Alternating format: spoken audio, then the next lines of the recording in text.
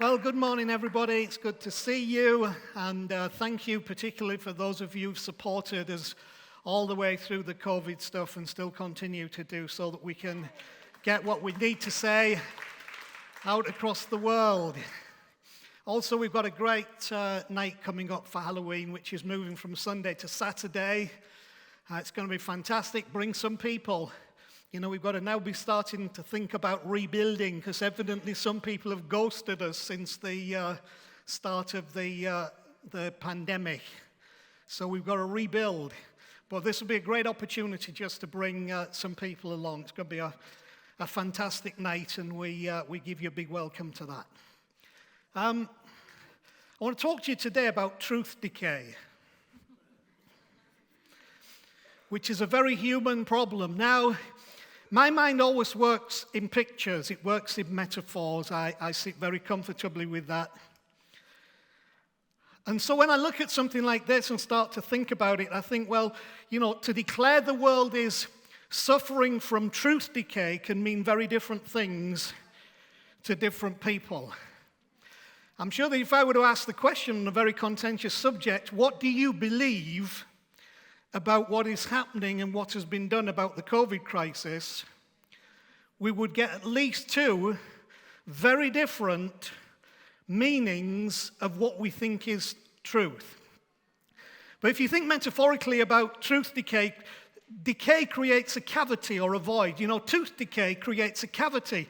It creates a void that then gets filled with an artificial non-organic substance which is not really tooth. And what happens in truth decay is it creates a cavity and a void that gets filled with an artificial non-organic substance other than truth. And we need to be aware and conscious of this because it's very important for our lives.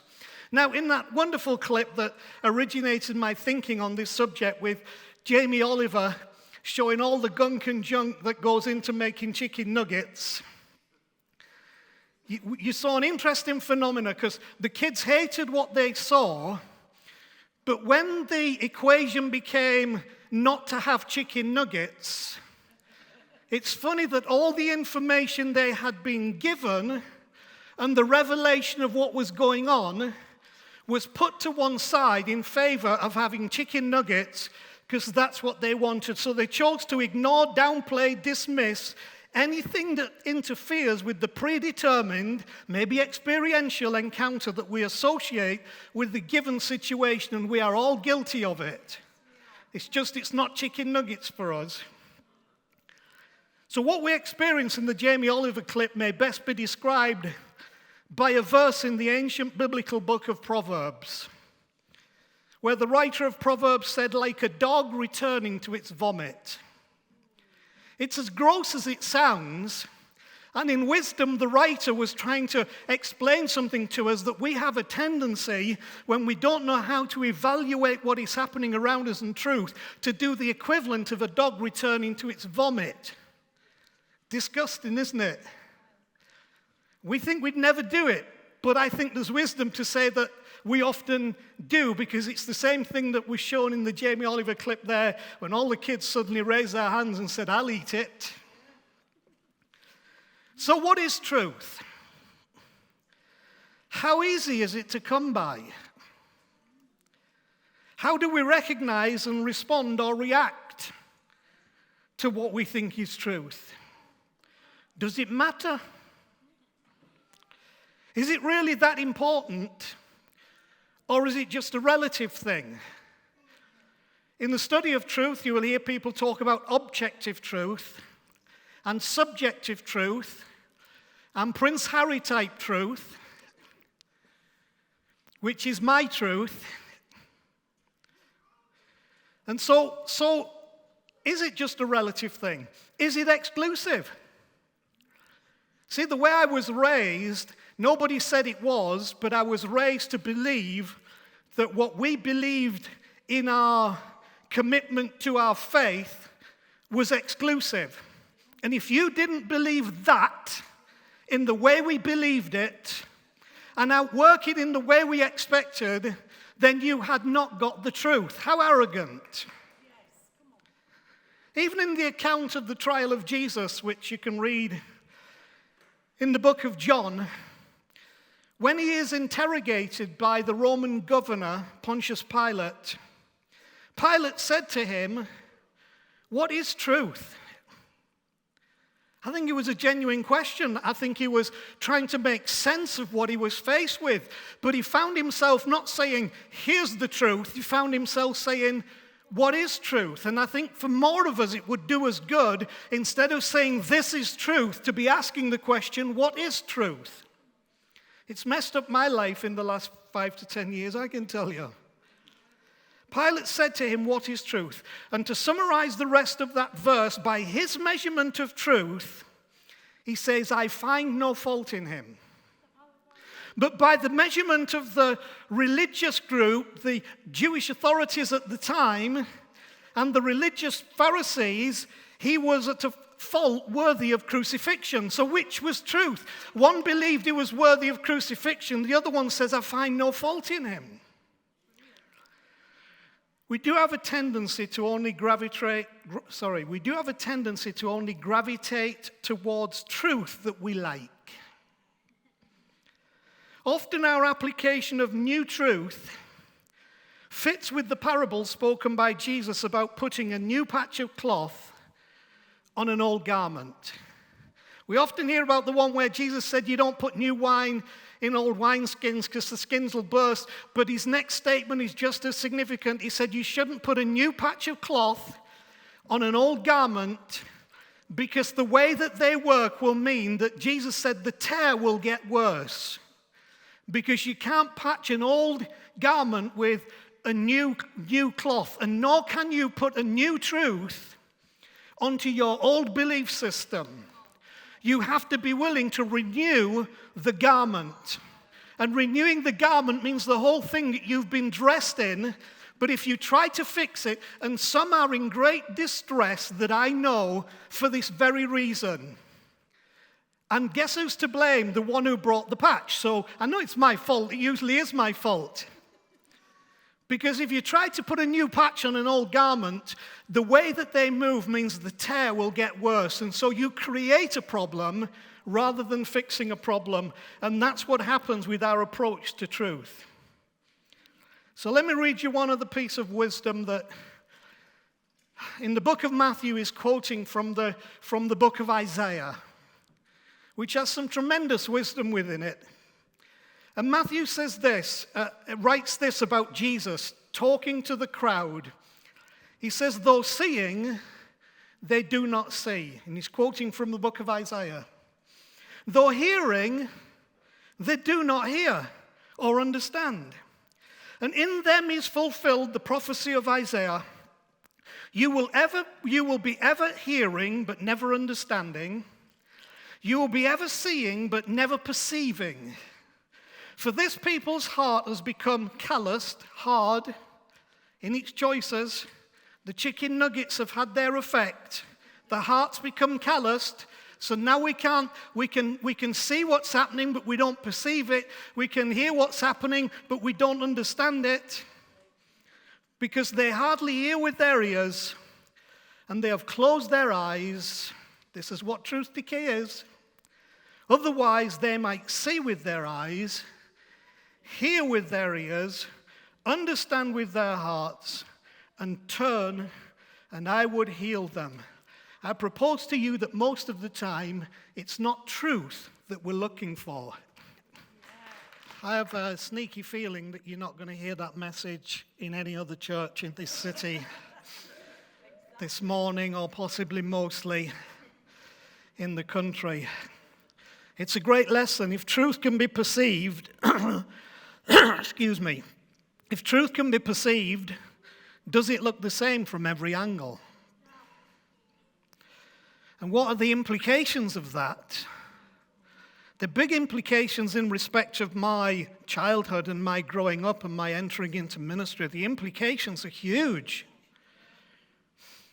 Because I believe that truth was only revealed from one perspective and one perception. It's interesting, there's another verse in the Bible which I find intriguing. And it's in a classic part of the scripture that evangelicals particularly are very familiar with. In John 16 and verse 13 it says, "But when he, the Spirit of truth, comes, he will guide you into all truth." But you see, if you look at this a little deeper and stop getting all, I understand the statement I was told, "Oh, the truth is not a thing, the truth is a person."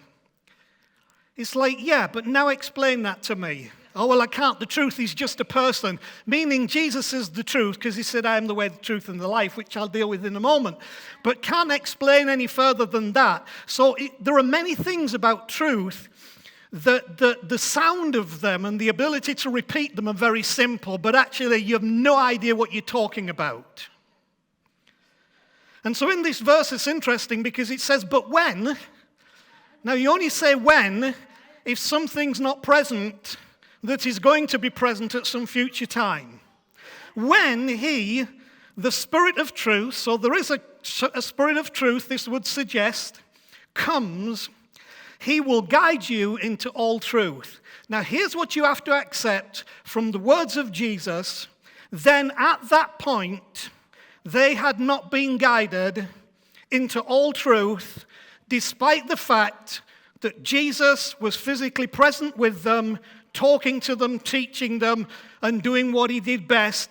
But he was even saying, as they looked at him and listened to him, there needs to be a guiding into all truth. In other words, this is not all truth. This is truth, but it's not all truth. And I use that from Scripture because people say, "What does the Bible say?" That's what the Bible says. So how we approach this subject of truth is important. When Jesus said, "I am the truth," is it possible if we change the word "the" to "is," that we have a better concept and understanding of what it was he was saying? Did he mean the truth is the I am? I am is truth. I am is way. I am is life. And if you want to know more about that, go back over our last couple of weeks of messages. Jesus, did he mean the truth is the I am? Do we find truth where we look for it? Unfortunately, the only tool we have to describe truth is language. And language is a wonderful thing, but it's also a problem because language is linear. And what I mean by that is language can only really embrace you or invite you into a single perspective or a single concept at any given time because it's language, and language is linear. It works linear. On that way, it's just a straight line. Another word is it's unidirectional. Language can only go in one direction at once.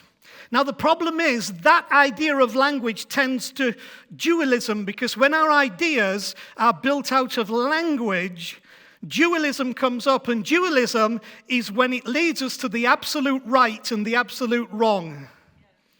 And that's the tension we all face because as we hear language, it gives us a linear perspective depending on what we heard, and then we decide they're right, they're wrong.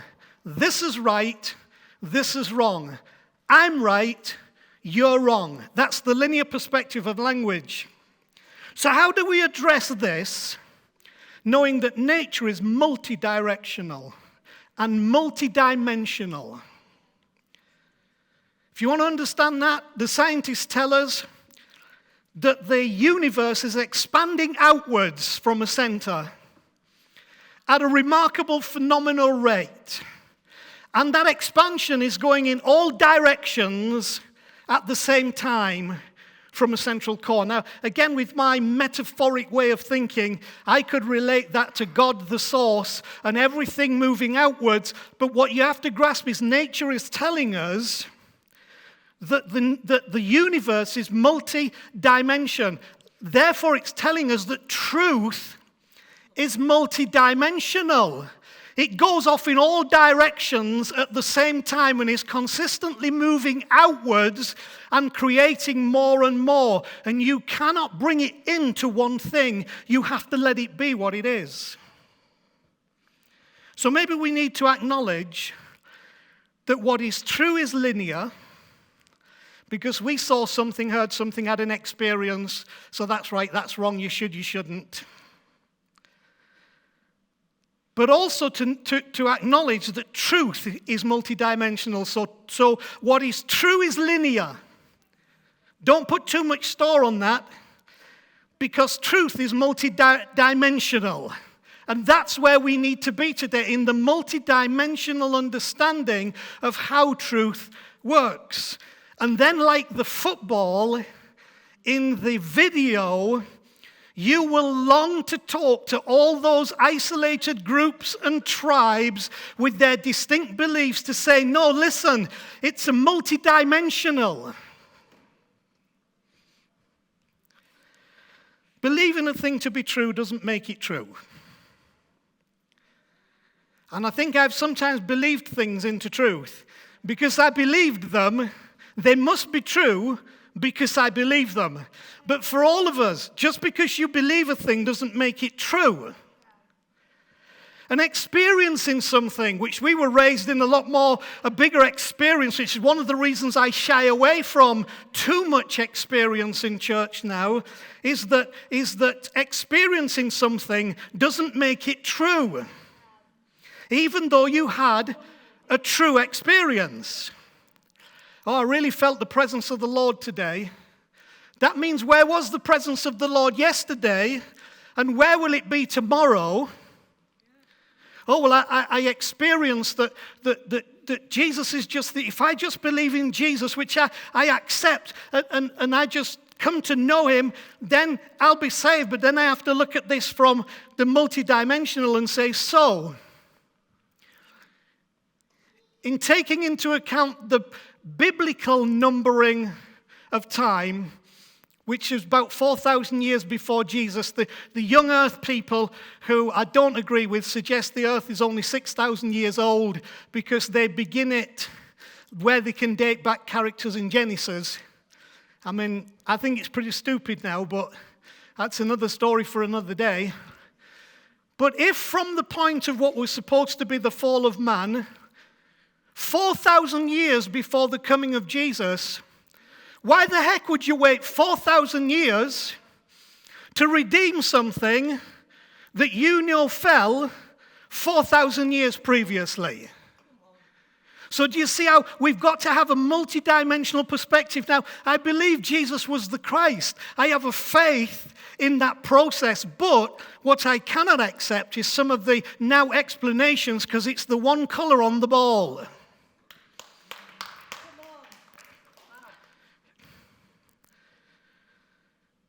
So maybe we need to acknowledge then this multidimensional perspective. And in the context of experiencing, there is an actual process of study for that, for experiences. It's called phenomenology. Now, I'm not making... Thank you, Georgia. I'm not making this up. I didn't invent that word.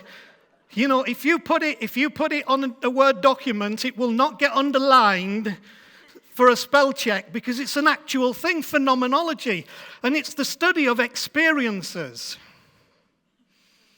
And phenomenology is what we enter into when your endorsement of truth is purely experiential. Oh, I really felt something, so we feel there's a truth because we felt something.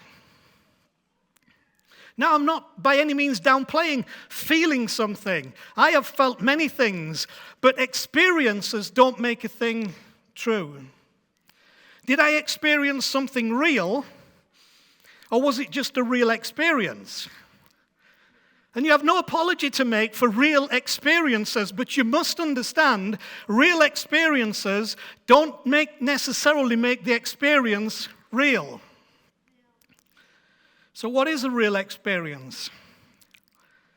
We'd then have to ask, do we experience an awakening of truth or an awakening to truth? See, experience gives you an awakening of truth. That means what's already inside you, what you've been taught, what you've been pressed with, what you've been given to understand, and that awakening simply, that experience simply is awakening of truth. But when you have an awakening to truth, instead of going this way for your truth, you go that way in all directions for your truth. It's an experience that is an awakening to truth. And I thank God for being changed from being awakening of truth to an awakening to truth. So, I know I'm going on a little bit here, but let's talk about the Christ mystery very briefly. You know, Jesus Christ was not Jesus' surname. I came into this because of what I was told about Jesus. But you need to know I stay in this because of what I know about Christ. This is what Richard Rohr said. The Christ mystery is not a one-time event, but an ongoing process throughout time, as constant as the light that fills the universe. And so it does not limit the Creator's presence to just one human manifestation, namely Jesus. It goes beyond that. Wrestle with that as you wish and as you please, but you've got to face it. And I remind you again that the earliest referencing of this group of people who joined the way was not Jesusians. It was Christians, because they'd caught something, a revelation beyond just the human manifestation. So let me finish with this. If our grasp of truth can be affected by the presence of certain conditions in our lives, what are those conditions? Okay, so following on from my last section, may I say, for those of you that are interested in it, I am a Christ follower and I am a Christ lover. That is not in question. But when we look at trying to answer the question we asked previously, we have to take into account that the two main conditions that affect our grasp of truth are cognitive dissonance, and that's engaging in actions that help minimize feelings of discomfort when faced with conflicting beliefs, values, or attitudes. So we don't like to feel uncomfortable, so cognitive dissonance makes us engage in things that stop that feeling of discomfort. So if new truth makes us uncomfortable, cognitive dissonance will dismiss the truth because we don't like the feeling of the new truth that we're having to engage with. And then the second one is confirmation bias, which is the video that we've just seen.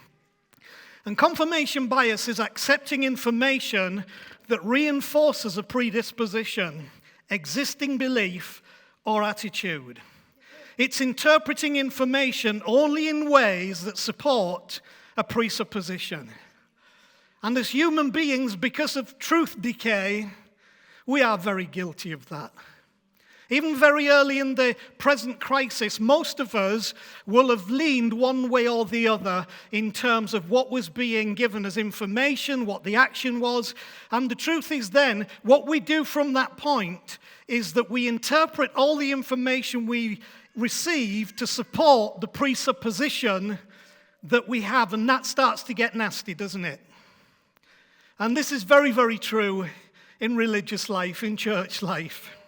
And Christians are extremely guilty of this. Well, I would say Jesusians are extremely guilty of this.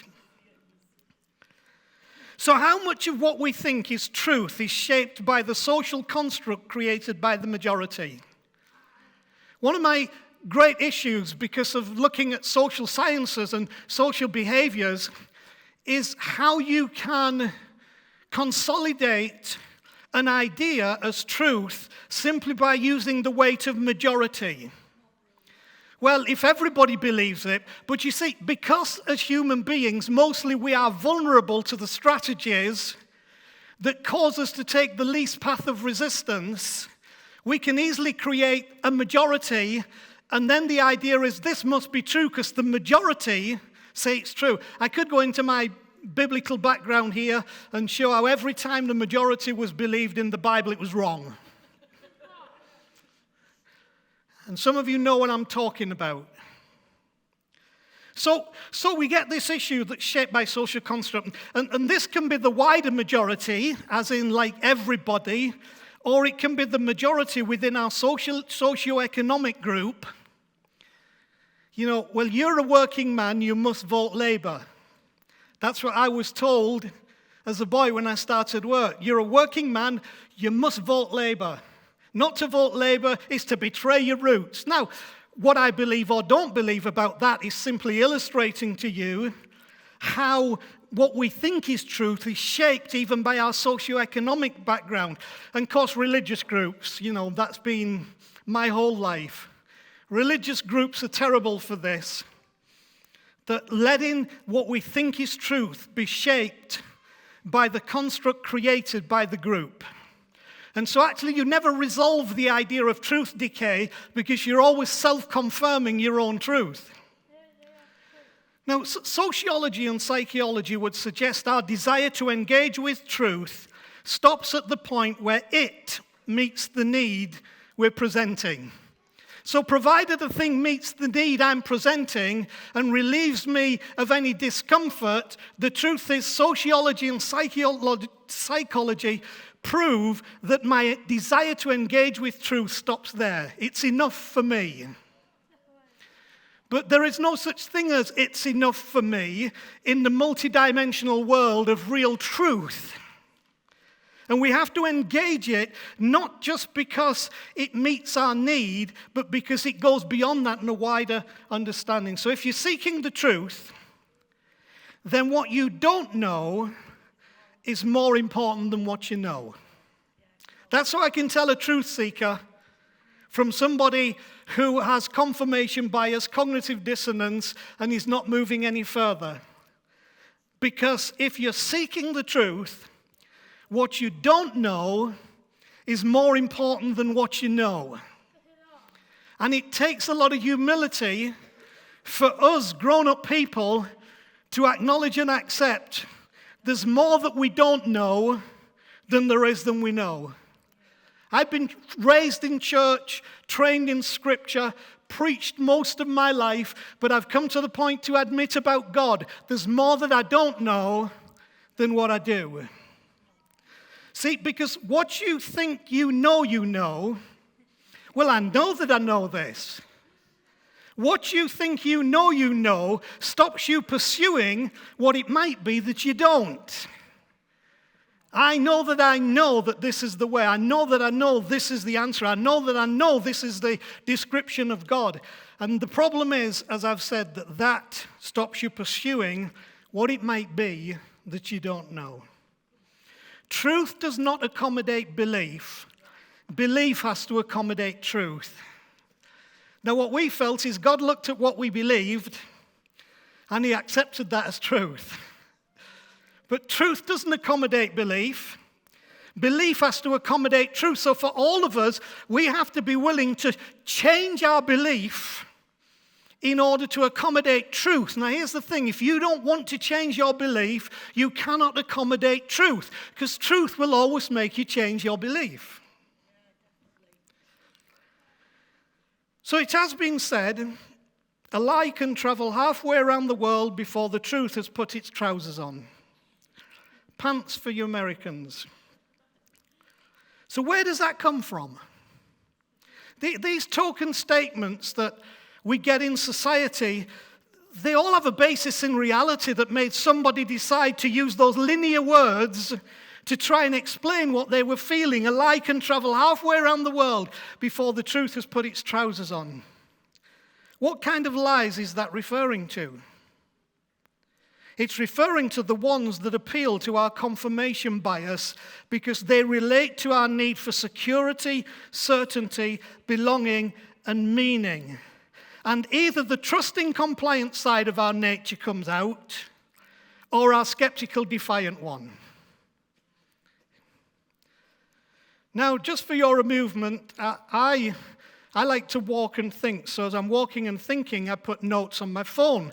And being an iPhone user, I talk to Siri. Hey, Siri. And so I put my notes into Siri, which I find Siri's rubbish, really. So I put this note into Surrey about, that a lie can travel halfway around the world before the truth has put its trousers on. This was Surrey's version. Ali can travel halfway around the world before the truth has spotted trousers on.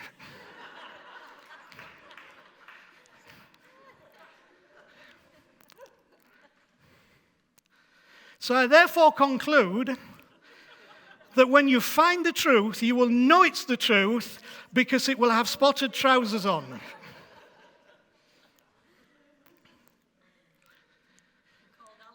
Yeah, and called Ali. So let me wind this through. Cognitive dissonance and confirmation bias evidence their presence in something we came to denote as tribe over truth. I will believe what the tribe says rather than what the truth is, because we believe the tribe has all truth and the tribe doesn't have all truth. So we become defensive of whatever that tribe may be. It causes tribe over truth and tradition over truth. Someone once said, which I thought was great, tradition is just peer pressure from dead people. Okay, so here we go. According to a 19th century legend, truth and lie meet one day. Lie says to truth, it's a marvelous day today. Truth looks up to the skies and sighs, for the day was really beautiful. They spend a lot of time together, ultimately arriving beside a well.